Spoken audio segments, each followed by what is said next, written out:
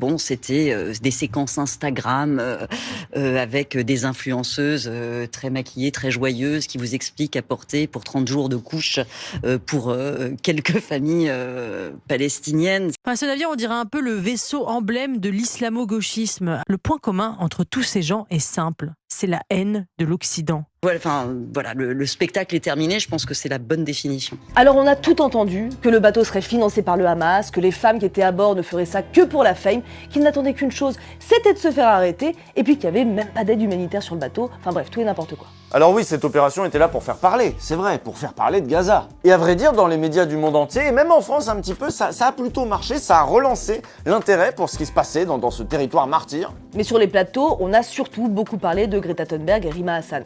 Surtout de Rima Hassan d'ailleurs. Rima Hassan, on lui tend pas souvent le micro, mais par contre, qu'est-ce qu'on parle d'elle? Et souvent, en fait, c'est juste méchant. Face à la détresse des Gazaouis, il fallait oser faire semblant de leur apporter ses restes de quinoa, un paquet de farine et 3 serviettes hygiéniques pour le plaisir de mettre en scène son arrestation programmée. Bon, c'est Sophia Aram, c'est de l'humour, il paraît, mais c'est de l'humour qui s'acharne quand même pas mal. La même Sophia Aram a publié aussi un billet écrit dans Le Parisien. Là, elle y va sur Greta Thunberg, qu'elle appelle Miss Chris Prols.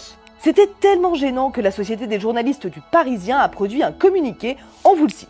Nos lecteurs, dont nous répétons aujourd'hui qu'ils ont été insuffisamment informés dans nos colonnes du drame qui se joue à Gaza, sont en droit d'attendre autre chose d'un journal d'information de qualité, lequel écrit en titre, au lendemain de la chronique de Sophia Aram, que « le Proche-Orient demande de la nuance ». Quelle ironie. Et puisqu'on parle de nuance, elle en dit quoi, Caroline Fourest? Ah non. Elle en dit quoi dans sa chronique sur LCI? Fourest en liberté, hein? Parce qu'on vous rappelle qu'elle est toujours en liberté, Caroline Fourest. Elle court toujours.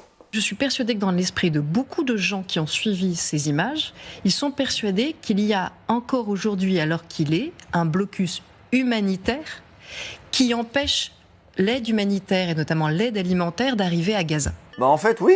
Oui, à un moment, l'armée israélienne avait tout bloqué, absolument tout, à tel point que la communauté internationale avait été obligée de réagir, quand même un peu. Au bout de quelques jours, Israël a été obligé de laisser passer quelques camions quand même. Ouais, bah c'est pas du tout comme ça qu'elle le raconte, Caroline Fourest.